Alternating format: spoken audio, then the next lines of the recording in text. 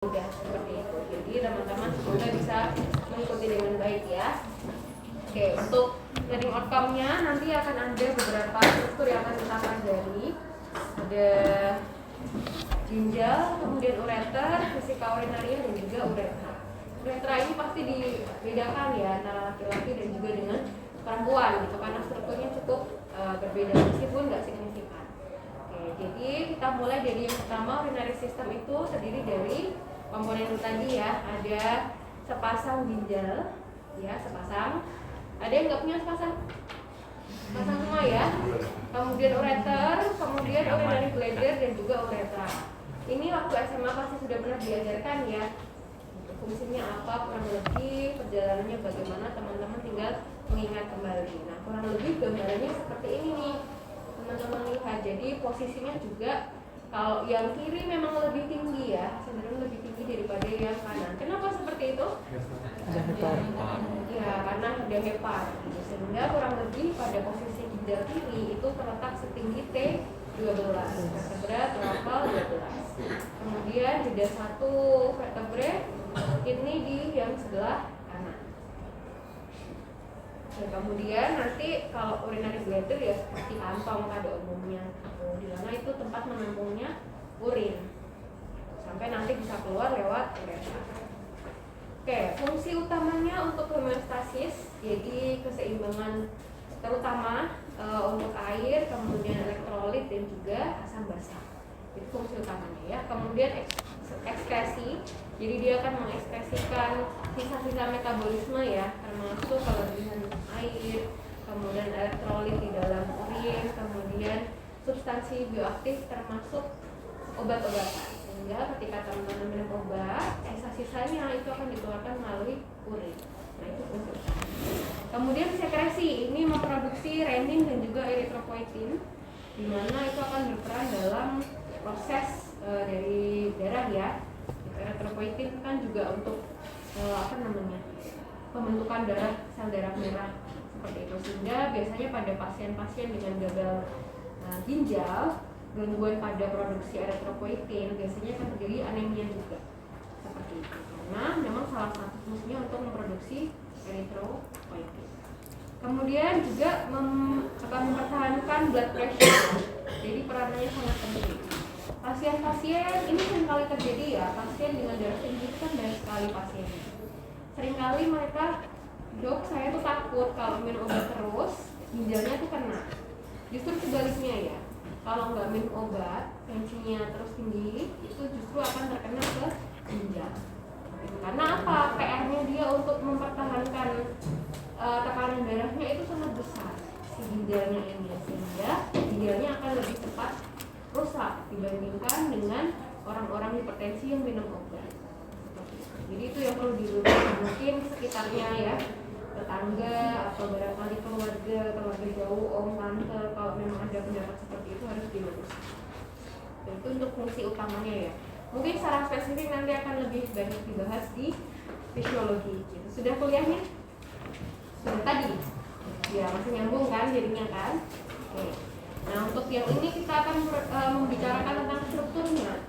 Gitu. Jadi sesuai dengan gambarnya bentuknya seperti kacang ya. Meskipun kecilnya nggak kayak kacang, cukup besar ya, ukurannya 12 kali 6 kali 2,5 cm dan kemerahan. Jadi kayak kacang merah tapi ukurannya besar. Gitu. Kanan kiri letaknya kalau pada orang normal. Ada beberapa kelainan memang tidak terbentuk itu ginjalnya, atau bahkan ada yang ginjalnya seperti tapal kuda, jadi nyambung antara ginjal kanan dan ginjal kiri itu nyambung, bisa menjadi seperti itu. Jadi normalnya seperti itu ya. Dan lokasnya memang bagian belakang, retroperitoneal, jadi di lingkaran belakang dari abdomen. Itu kalau tadi masih ingat pemeriksaan palpasi ginjal, kan kita harus mendorong bagian costophrenicus angle ya, itu untuk mendorong pada sisi ginjalnya, sehingga kita bisa melakukan perabaan pada ginjal karena memang letaknya ada di dinding posterior dari abdomen. Kemudian karena seperti kacang kita bisa melihat sisi bagian konkav dan juga konveks. Jadi yang konkav itu teman-teman bisa lihat hilum, familiar ya dengan kata-kata hilum, itu tempat masuknya arteri tadi, si pelvis renalis seperti itu. Jadi semua darah kemudian urin itu juga akan masuk keluarnya lewat situ. Kemudian bagian yang konveks itu tertutup dengan kapsul. Jadi salah satu khasnya adalah oke, terus ada namanya nefron. Nefron adalah unit terkecil dari ginjal ya, kecil gitu. Dan satu ginjal itu kurang lebih 1 sampai 4 juta nefron. Fungsi utama nefron yaitu untuk ekstresi ya, jadi mulai dari proses filtrasi dan lain setelahnya gitu kan, sampai nanti masukkan si urin, itu prosesnya ada di nefron utamanya seperti itu.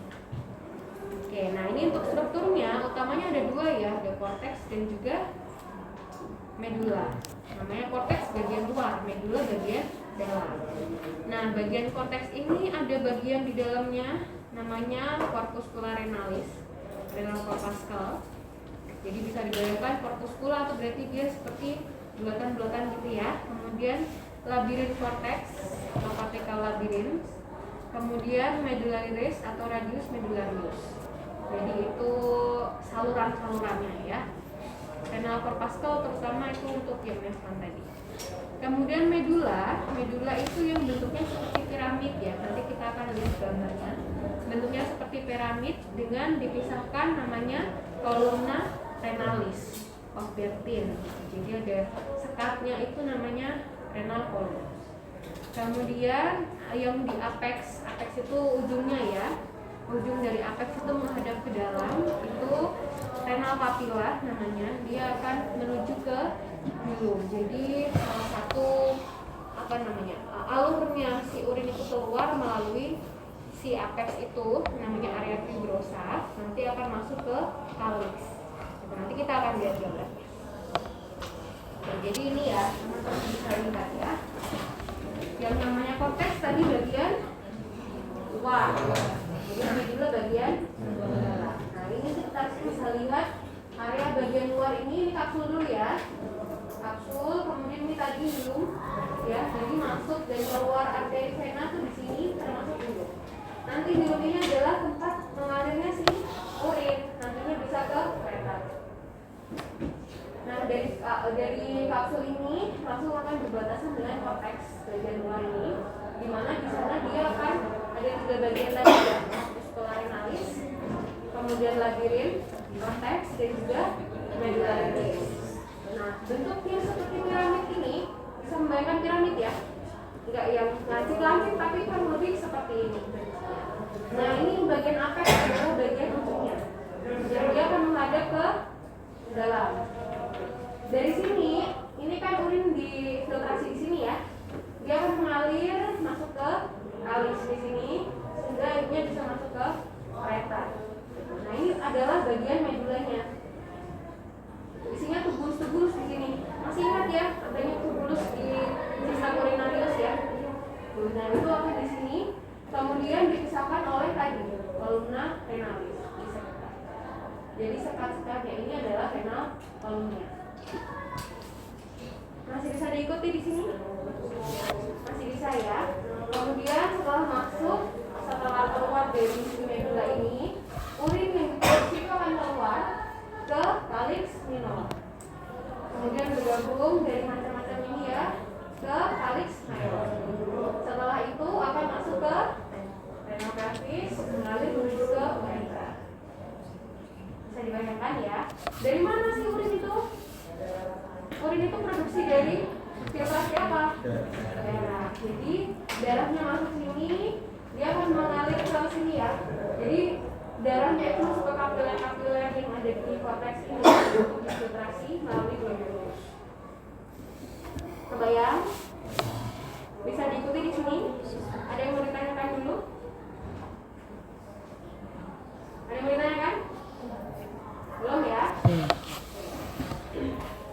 Jadi untuk garis besarnya. Nah ini secara histologi seperti ini ya gambarannya. Jadi teman-teman bisa lihat, memang nggak terlalu kelihatan mana gambaran kayak piramid mana nggak terlalu kelihatan, tapi kurang lebih seperti ini. Jadi ini ada semacam modelan ini sebagai capillary renalis tadi ya. Kemudian yang gambaran lebih pekat ini biasanya ke konteks. Kemudian yang ini ya, ini kan seperti segitiga nih. Ini adalah medula dengan ujung yaitu papilla renalis. Yang nanti akan mengalir menuju ke hilus ujungnya. Ini kapsul ya, jadi jaringan ikan. Ini gambarnya tidak terlalu jelas, tapi ini cukup bisa diidentifikasi bahwa ini jaringan ikan kapsul yang akan menyelubungi dari si ginjal. Ini potongan yang berbeda, kita bisa lihat bahwa di sini ada konteks lapisannya cukup bisa dibedakan ya, karena dalam warna memiliki warna yang berbeda.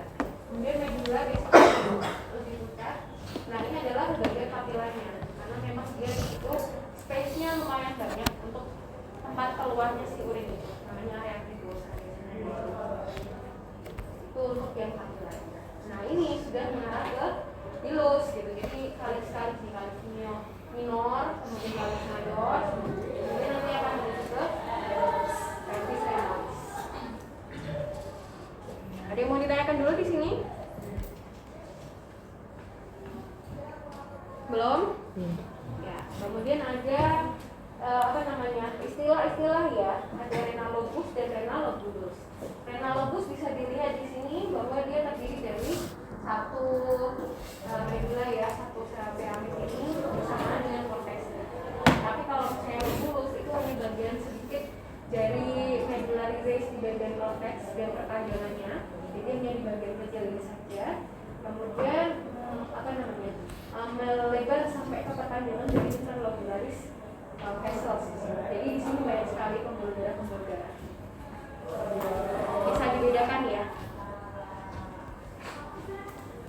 Kemudian ini renal cortex yang tadi saya sampaikan bahwa ada 3 bagian di situ. Jadi teman-teman harus bisa pertama membedakan dulu cortex yang mana, medula yang mana. Nah, nanti kita akan bahas satu tentang renal corpuscle, kemudian cortical labyrinth dan juga medullary rays. Nah, utamanya cortical labyrinth itu terdiri dari lobulus, convolutive atau contortus. Masih ingat? Ini pelajaran SMA nih harusnya waktu IPA dulu, ya kan? Lobulus, contortus. Kemudian medullary rays itu biasanya bentuknya seperti jaring yang panjang gitu ya. Mungkin kayak garis-garis seperti ini kalau teman-teman bisa lihat. Nah, itu medullary rays. Nanti akan ada gambarnya juga. Itu terdiri dari proximal dan juga distal tubul, kemudian ductus collecticus yang itu memanjang ke arah medula. Itu medullary rays. Jadi medullary rays ini bukan hanya di korteks saja, tapi dia memanjang sampai ke bagian medula di tempat yang piramid tadi. Jadi ini ya gambaran secara psikologisnya ya. Korteks yang tadi kalau diperbesar itu seperti ini. Namanya corpuscula renalis. Tadi saya bilang dia bentuknya seperti bulatan-bulatan karena corpuscle ya. Jadi yang bulatan-bulatan seperti ini adalah corpuscula renalis. Kenapa saya bilang sebenarnya ini cukup mudah untuk diidentifikasi karena strukturnya berbeda-beda. Jadi ini yang sangat khas pada gambaran korteks. Pada medula kita nggak akan menemukan gambaran seperti pola seperti ini. Mungkin pada bagian perbatasan antara korteks dengan medula bisa saja itu ada kita temukan gambaran seperti ini. Tapi pada bagian medula kita nggak akan menemukan. Oke, kemudian ini adalah cortical labyrinth. Kenapa namanya cortical labyrinth? Karena kalau kita lihat gambarnya seperti labirin ya. Padahal itu sebenarnya adalah tubulus-tubulus yang saling berjejer. Jadi kan ada tubulus contortus proximal, contortus distal, kemudian tubulus yang lain seperti itu. Sementara itu medullary rays adalah yang panjang seperti ini ya, dia seperti aliran gitu. Yang dia akan memanjang sampai ke bagian medula. Ini panjang seperti sabuk. Jadi setelah dia dari tubulus distal dia akan masuk ke medullary rays ini, kemudian dibawa menuju ke tubulus yang lain yang ada di medula. Masih bisa diikuti di sini? Kebayang ya, ini bagian korteks.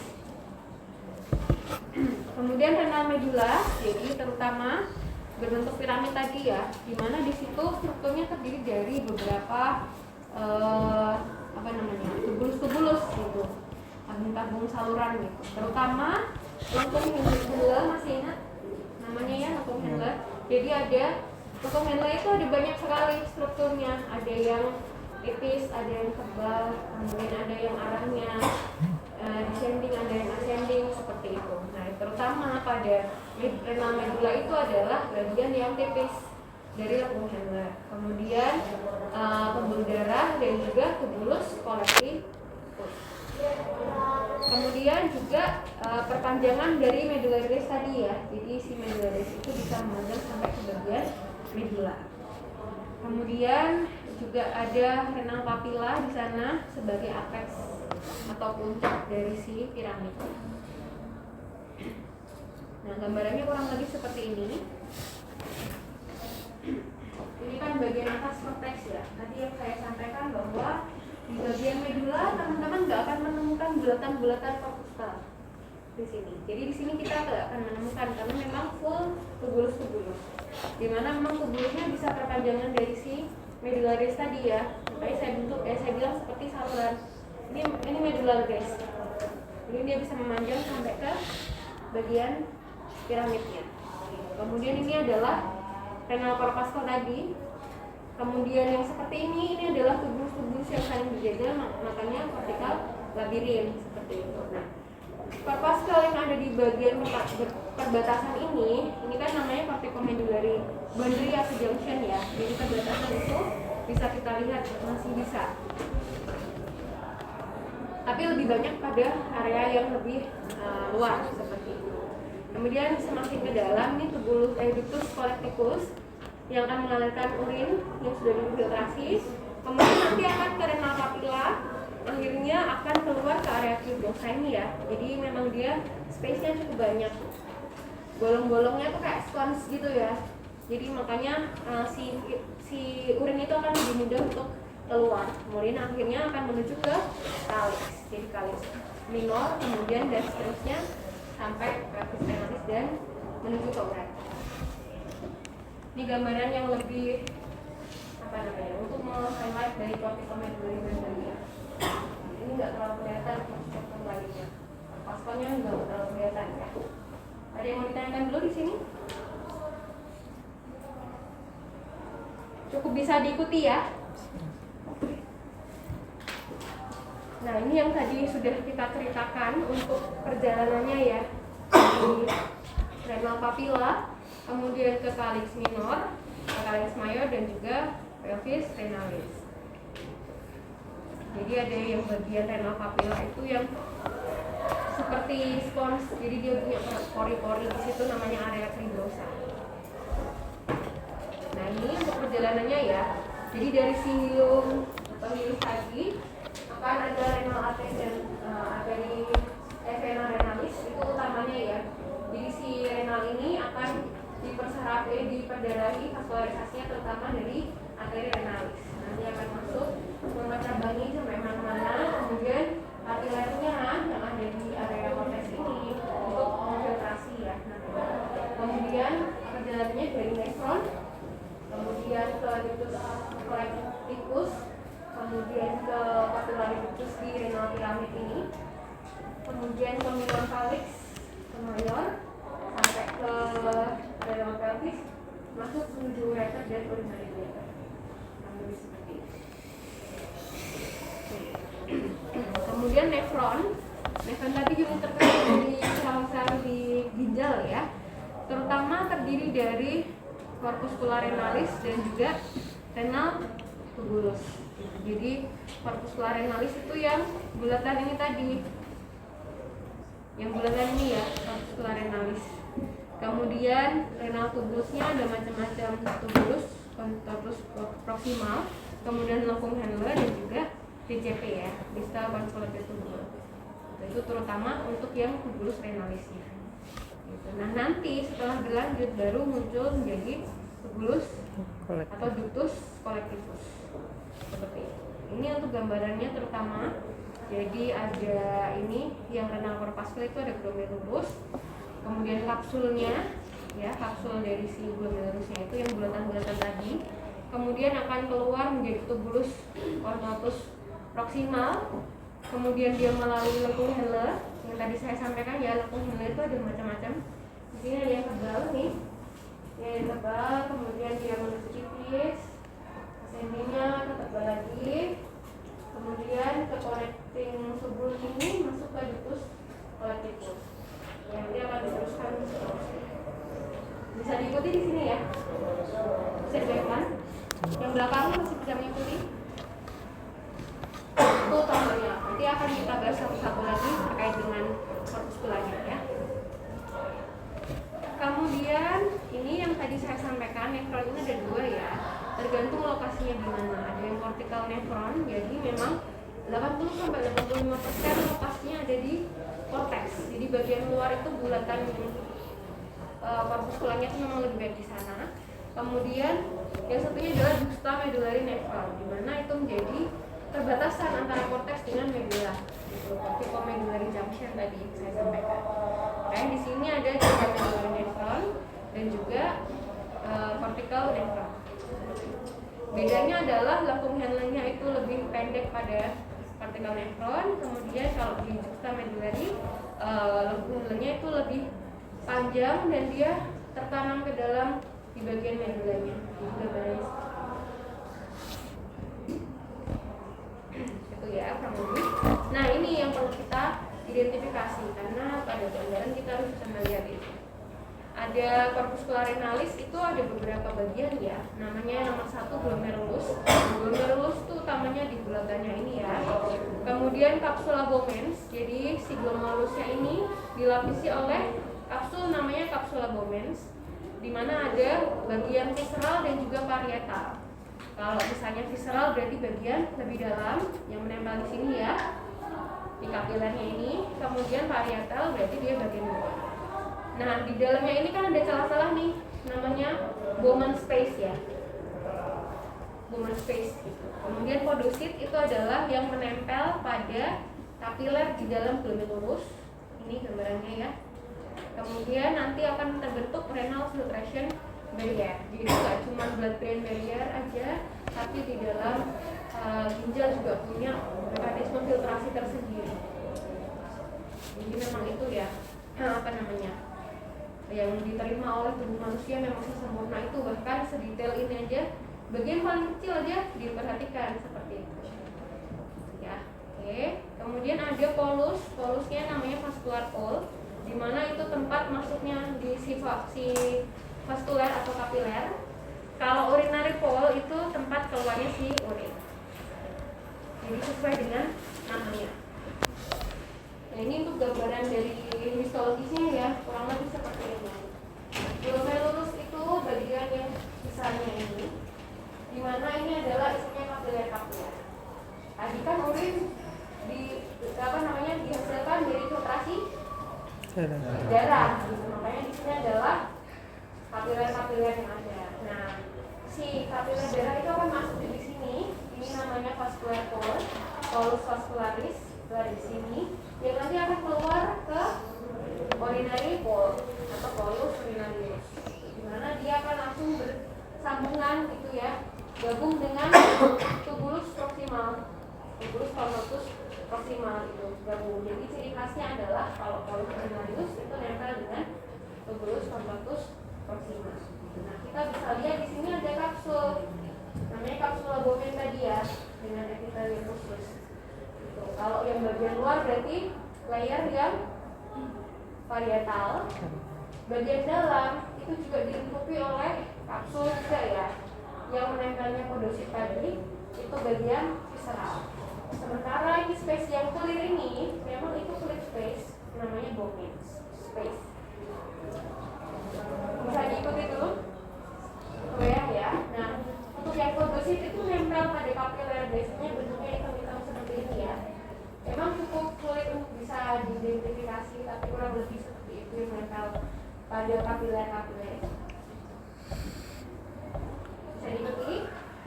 Kemudian untuk vascular pole itu di sini khasnya adalah kita bisa lihat tubulus distal di situ, tubulus tubulus convolutus distal, TCD, iya benar ya, itu ya kita bisa lihat identifikasi itu, di mana itu tempat masuknya si kapiler utama.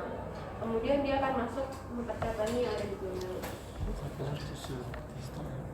Ada yang mau ditanyakan dulu?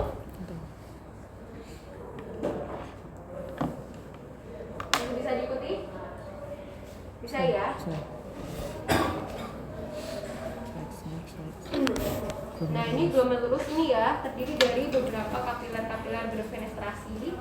Jadi memang banyak sekali kapiler di sana, di mana perannya sebagai barier. Makanya tempatnya filtrasi di sana. Ada 3 struktur yang mendukung ya, terutama glomerular endothelial cells. Jadi sel-sel endothelial khusus. Kemudian lamina basalis yang memang cukup tebal untuk melakukan filtrasi. Kemudian ada mesangium ya, di mana di situ ada sel-sel mesangial dan juga matriks mesangial. Jadi itu untuk komponen-komponen yang mendukung kapiler berfenestrasi tadi.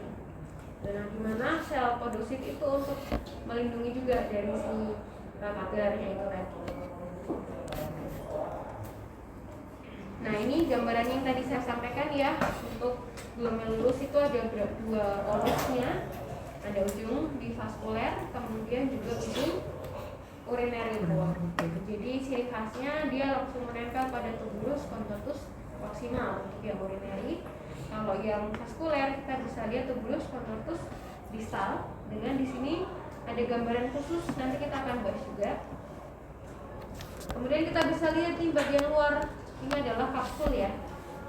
Kapsul dari Bowman yang lapisan parietal.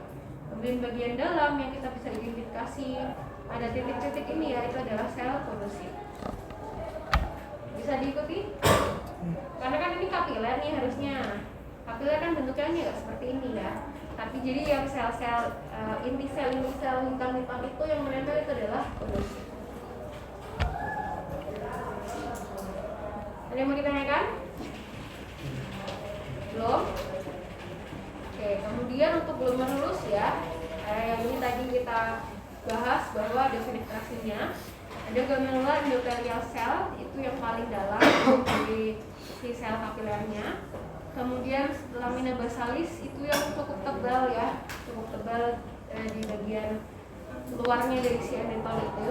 Kemudian ada beberapa lapisan, ada lamina rara eksterna, lamina densa, dan lamina rara interna. Jadi memang cukup tebal untuk bisa menjadi barier dalam memfiltrasi darah dan menghasilkan tubuh. Kemudian ada sel mesangium, itu terdiri dari mesangial sel dan juga ekstraselular matriks. Itu untuk bisa mengikat antara kapiler satu dengan yang lainnya. Nah, ini gambarannya ya, untuk mesangiumnya ada mesangial cells dan juga mesangial matriks. Jadi struktur-struktur yang ada di tengah-tengah antara kapiler satu dan kapiler lainnya itu mesangial sel dan matriks mesangial. Jadi fungsi utamanya adalah untuk fagosit. Artinya dia yang akan melakukan perlindungan ketika nanti ada patogen yang masuk di dalam glomerulus itu, dan dia akan berperan dalam melindungi. Atau mungkin si patogennya masuk lewat kapiler gitu ya. Nantinya setelah dilakukan filtrasi bisa dibantu oleh mesangial ini untuk melindungi diri dari Oke, kemudian itu juga berperan sebagai reseptor angiotensin 2 dan juga arterial natriuretic peptide ya.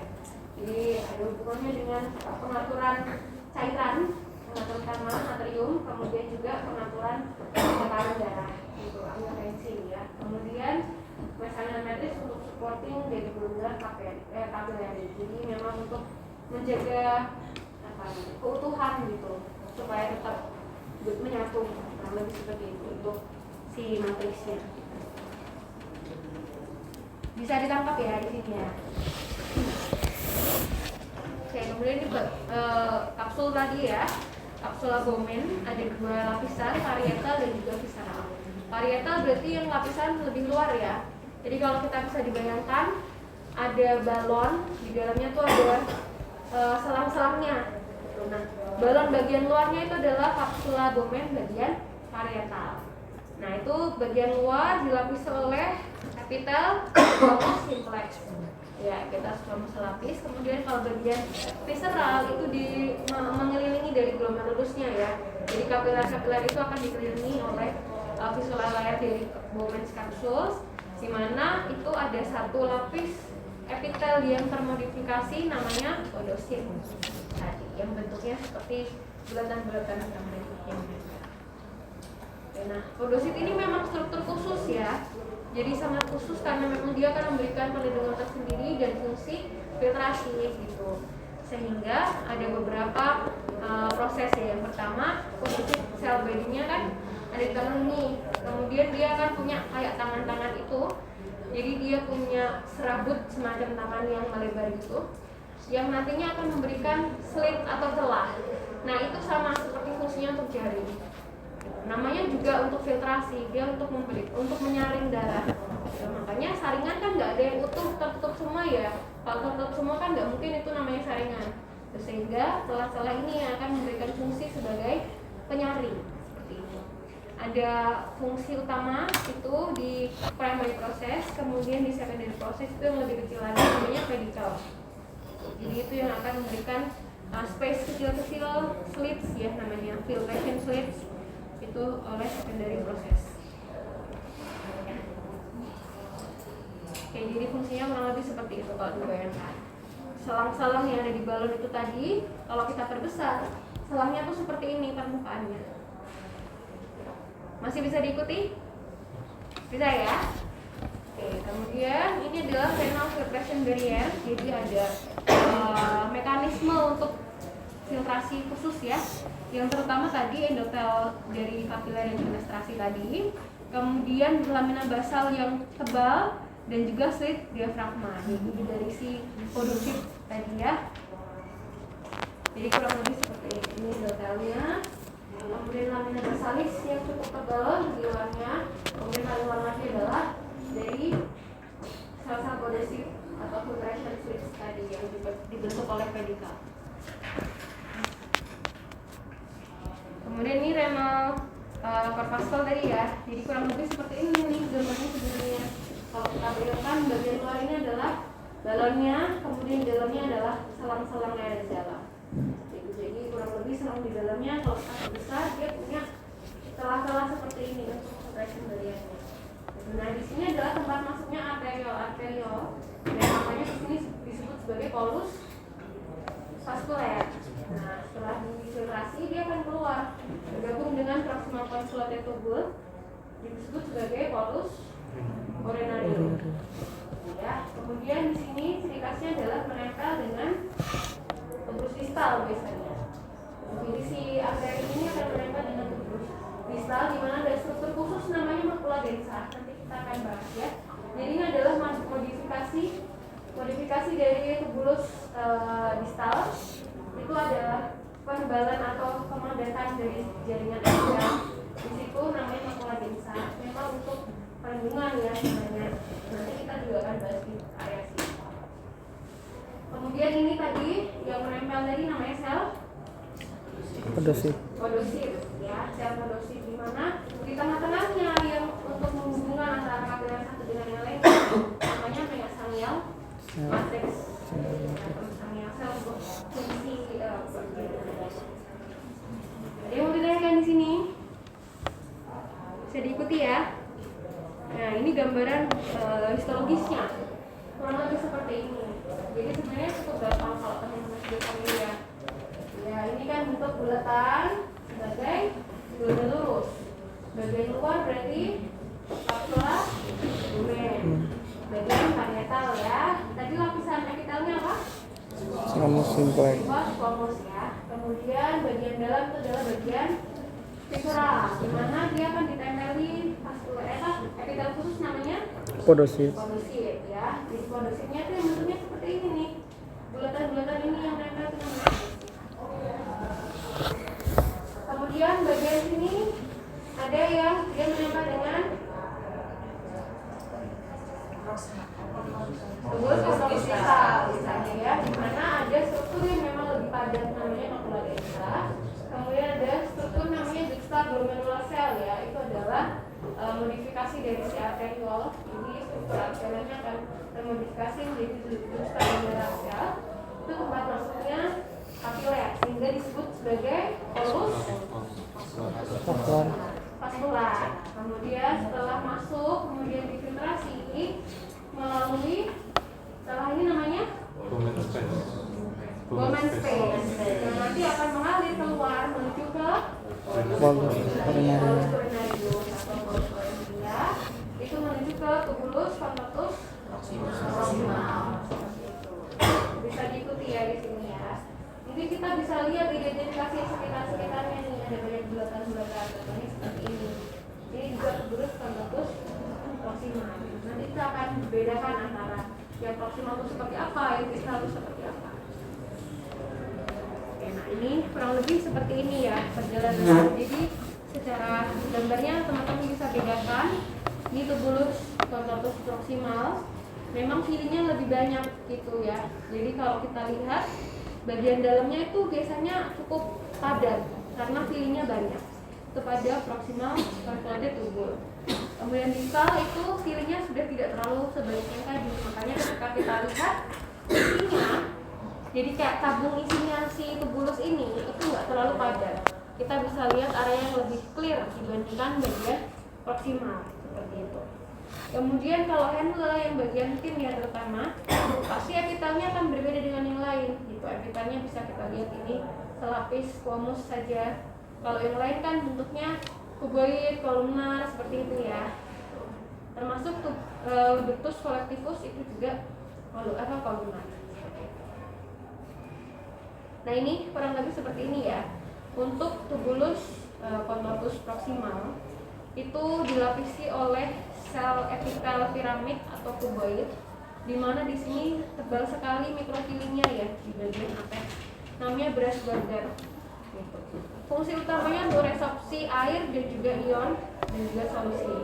Gitu. Sehingga ketika kita lihat, ini kan bentuk bulatan ini adalah tubuh-tubuhnya dilapisi oleh kuboid sel-selnya. Nah kita lihat bagian dalamnya ini sangat tebal ya. Gitu. Jadi ini sebagai brass bordernya. Kita bandingkan ini yang distal DCT ini. Nah dalamnya itu bisa lebih clear dibandingkan bagian proximal, gitu. Karena memang fungsinya berbeda. Jadi setelah tadi filtrasi pertama, kemudian dilakukan resorpsi di tubulus contortus proximal.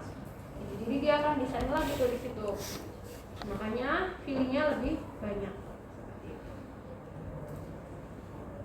Oke, ini untuk lengkung Henle-nya. Jadi ada macam-macam ya, ada yang distal, straight tubule, kemudian thin, bagian tipisnya, kemudian yang naik, bagian penebalan juga thick descending Leukohendler.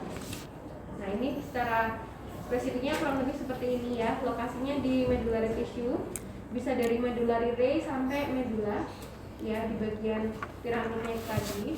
Kemudian di bagian proximal tubule yang percabangan pertama setelah tubulus contortus proximal ya, itu bisa terletak di medullary ray, di cortex atau bisa di medulla.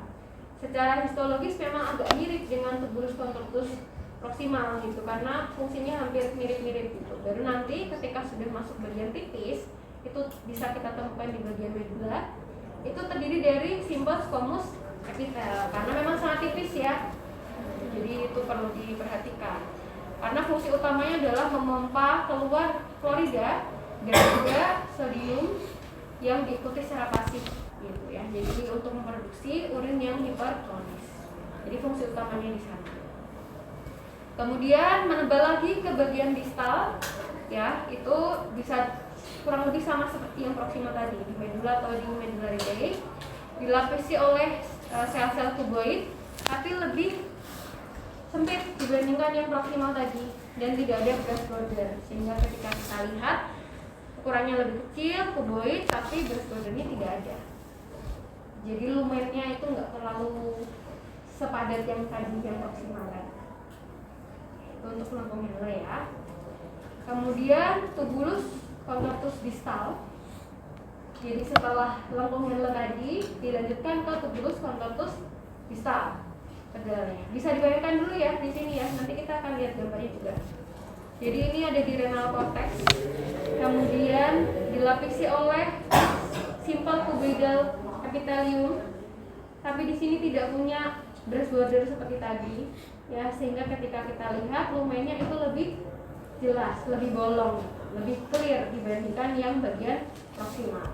Nah, di sini ada struktur khusus namanya macula densa yang tadi sempat saya tunjukkan.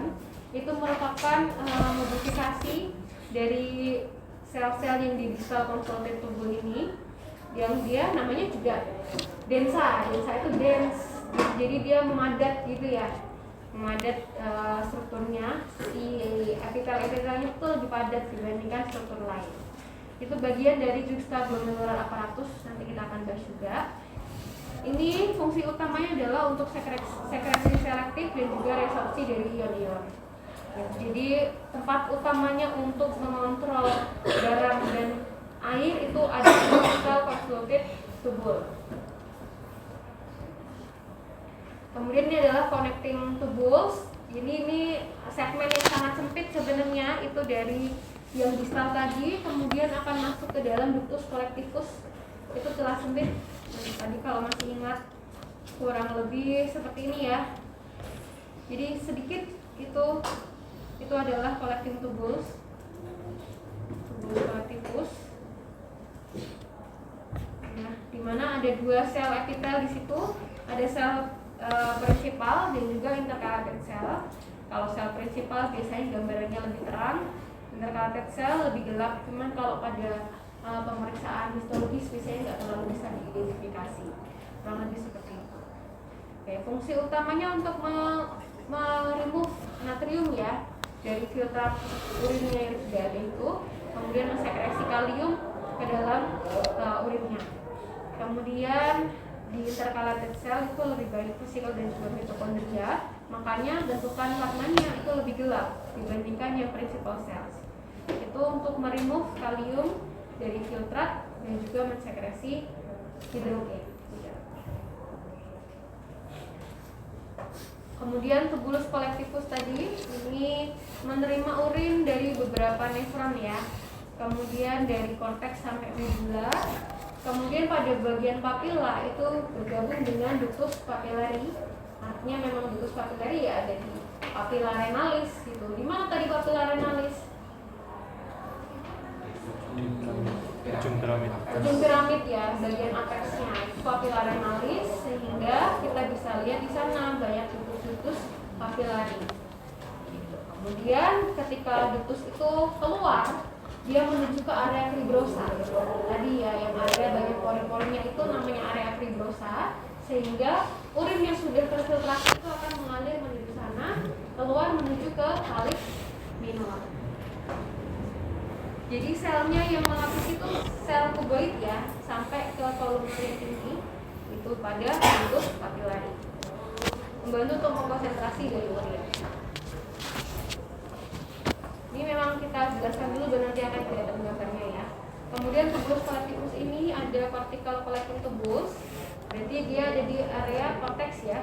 Cortical collecting tubules itu lokasinya terutama di medullary rays, di cortex, dilapisi simple epitel, kemudian dengan dua tipe cuboid tadi ya, principal dan juga intercalated. Kemudian medullary collecting tubules berarti dia ada di medula, kurang lebih sama dengan yang tadi. Kemudian di papillary collecting tubules berarti ada di papilla renalis. Itu dilapisi oleh simple columnar cell dengan single central cilia. Kemudian dia akan mengosongkan diri pada area fibrosa di papilla renalis atau apex dari piramid tadi. Ini masuk ke menor kalix. Oke, nah ini kurang lebih seperti ini strukturnya. P ini proksimal ya teman-teman ya. Jadi si glomerulus ini akan keluar langsung gabung, jadi urinary pole ini ciri khasnya adalah bergabung langsung dengan proksimal. Sehingga kita bisa lihat di sini kan lumennya ini nggak clear ya. Beda sangat berbeda dengan yang di sini, yang bagian atas ini distal. Jadi kalau distal biasanya lumennya itu bening, kita nggak bisa lihat apapun. Tapi kalau proksimal ciri khasnya penuh seperti ini karena dia punya brush border gitu. Sehingga memang isinya cukup bisa kita lihat kayak banyak isinya di dalam gitu. Meskipun nggak benar-benar kita lihat oh ini brush border tuh kayak silia-silia gitu, enggak, tapi bentukannya seperti ini. Itu untuk proksimal. Baru nanti distal ini ya, dia dengan simple cuboid epitel tapi tidak ada silianya, sehingga kita bisa lihat clear space pada bagian tengahnya di lumennya. Jadi bisa dibedakan dengan proksimal ya. Kebayang perbedaannya? Bisa dibedakan ya. Nanti kalau lihat ke preparat juga bisa dibedakan. Kita lihat lumennya. Kalau lumennya itu berisi, berarti kemungkinan besar itu adalah proksimal karena ada stroke tadi. Oke, ini tubulusnya juga. Jadi yang tadi makula densa ya. Jadi kita bisa lihat di sini Bowman space-nya cukup lebar di sini ya. Jadi tempat masuknya si arterial tadi namanya polus vaskuler ya. Ini udah gak fokus nih ya ini semuanya nih. Polus vaskuler, ciri khasnya kita lihat di situ adalah tubulus contortus distal. Sehingga kita bisa lihat di sini cukup clear space gitu. Sehingga ada struktur modifikasi dari tubulus contortus distal yang menebal atau memadat, namanya makula densa ini ya. Kemudian nanti dia akan bergabung keluar menuju ke tubulus contortus proximal, namanya polus urinaris. Ya. Oke, ini proximal juga nih, kita bisa lihat bagian dalamnya ada banyak brush bordernya ya. Kemudian ini tubulus collectivus, biasanya ukurannya akan lebih besar dibandingkan yang lain. Yang tubulus lain ya, maksudnya ya, lebih besar, lebih tebal, tapi bagian dalamnya tidak sepadat dari tubulus contortus proximal. Ini adalah ascending dari handle-nya tadi. Jadi hampir mirip dengan yang proximal, tapi memang tidak semirip yang tadi ya. Kalau tadi kan fili-filinya tuh banyak tebal gitu, sehingga kita nggak terlalu bisa melihat. Ini gambaran lainnya, enggak, ini handle tadi. Kemudian tipis ini adalah lengkung handle yang tipis, sehingga dia dilapisi dengan epitel squamous simplex, gitu ya. Di sini ada beberapa nih bisa kita lihat. Kemudian dia masuk ke ductus collectivus yang cukup tebal, sel-sel epitel kuboidnya, tapi tidak ada fili-fili yang ada di sana. Kebayang dulu di sini. Kebayang ya. Jadi kalau kita lihat, oh di sini banyak sekali lengkung handle, berarti kemungkinan dia preparatnya ada di mana? Ini korteks atau medula? Medula ya, karena kita akan banyak temukan tubulus dari lengkung handle ini ada di bagian medula. Gitu. Kalau kita temukan ini di korteks biasanya nggak bisa, sangat jarang bisa kita temukan. Makanya kita bisa temukan ductus collectivus di sini. Oke, kurang lebih seperti ini ya. Ini ductus collectivus cukup tebal tapi tidak banyak fili-filinya. Nah ini ya, yang tipis-tipis ini adalah lengkung handle yang tipis, sehingga berarti ada di mana ini? Medula ya. Korteks nggak mungkin kita temukan sebanyak ini.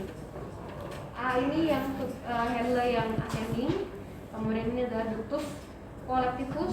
Kalau yang lebih tipis tubulus collectivus. Jadi tubulus collectivus itu yang tadi ya, perkembangan sedikit mulai dari yang distal masuk untuk sebelum masuk ke ductus collectivus.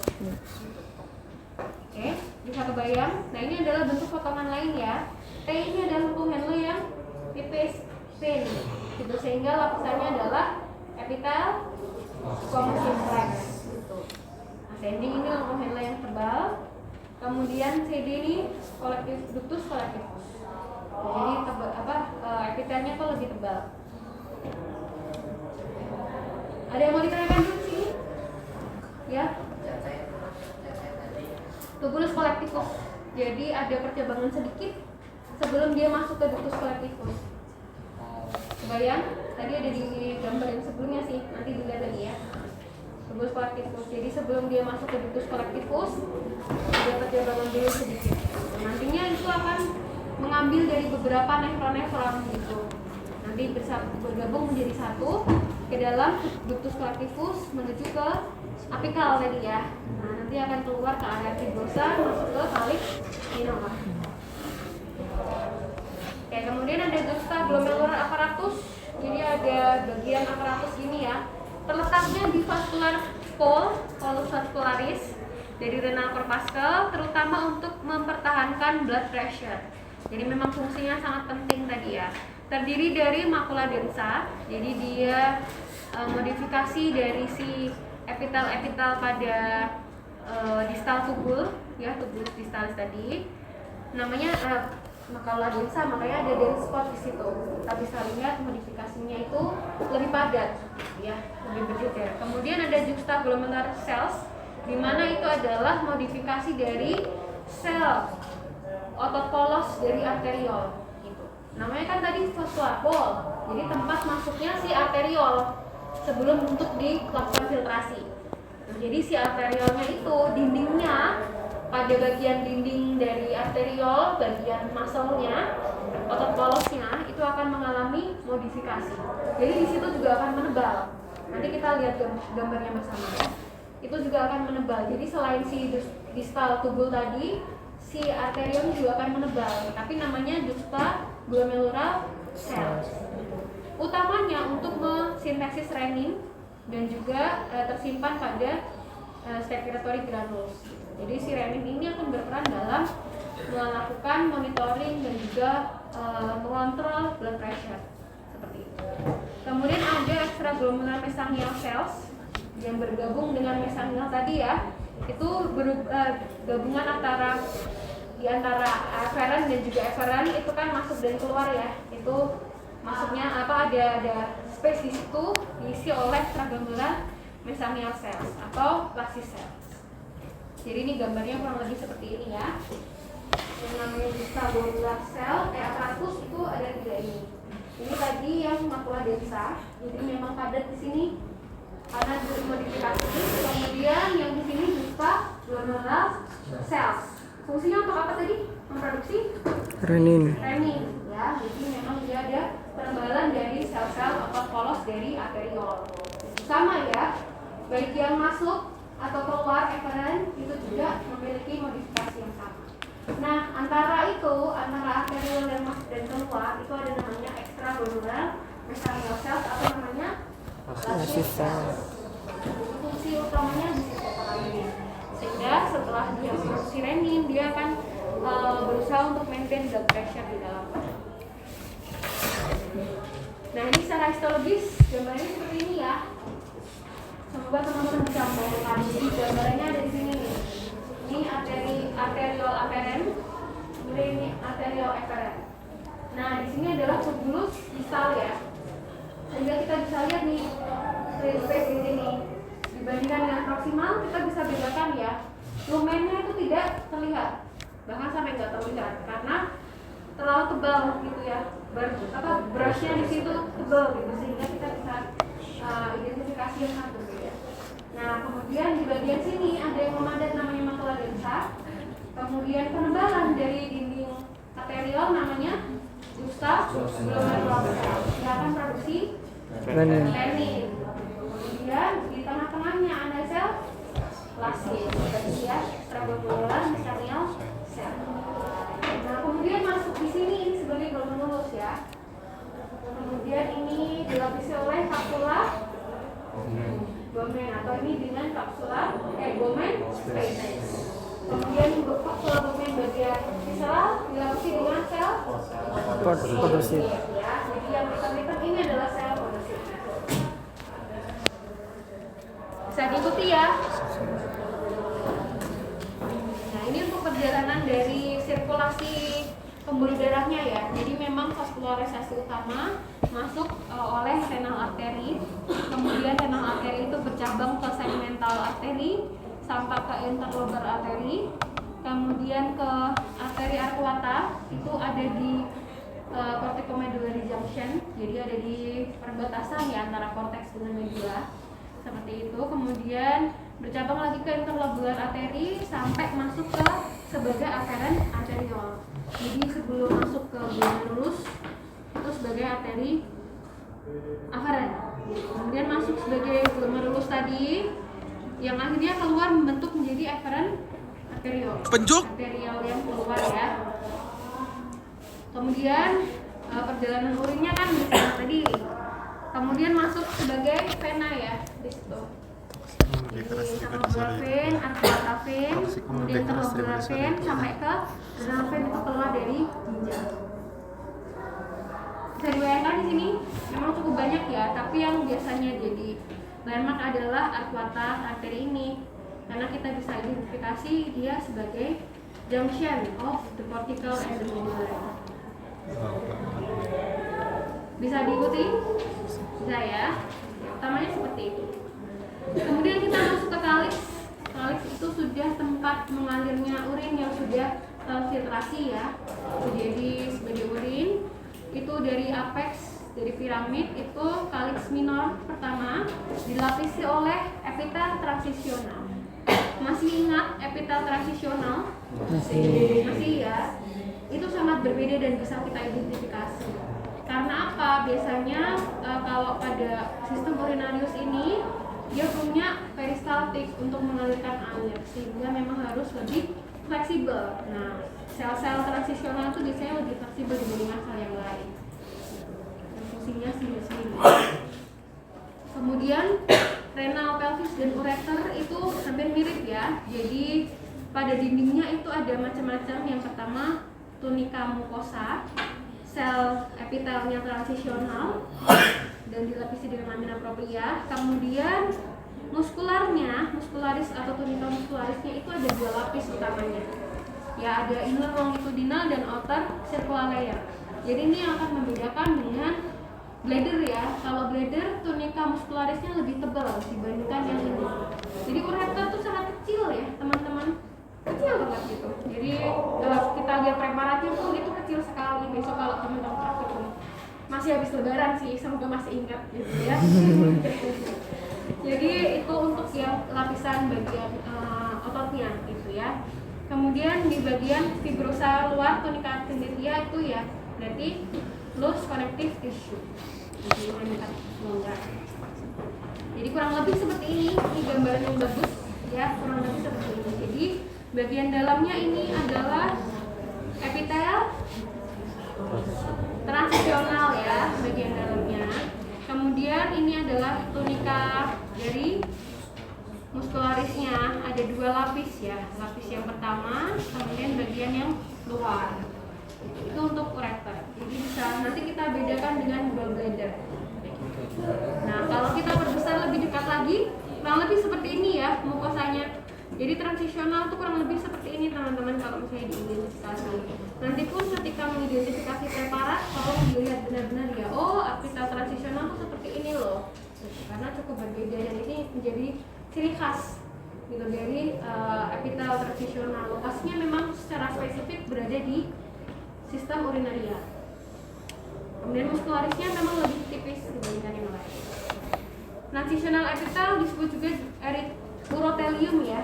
Jadi memang secara spesifik tadi terletak di sistem urinaria. Nah, ini urinary bladder yang tadi saya sampaikan bahwa mukosanya sama, transisional epitel juga, tapi muskularnya itu lebih tebal dibandingkan dengan yang sebelumnya gitu. Karena apa? Karena dia yang berfungsi untuk menampung sebagai kantong gitu. Harus lebih tebal memang dibandingkan dengan yang lain. Kalau dia tipis mudah pecah kan bahaya ya, seperti itu. Jadi inner longitudinal, middle circular, outer longitudinal, muskularis. Nah, ini untuk ototnya, jadi sangat tebal ya, bisa dibedakan dengan yang ureter tadi. Jadi ototnya setebal ini.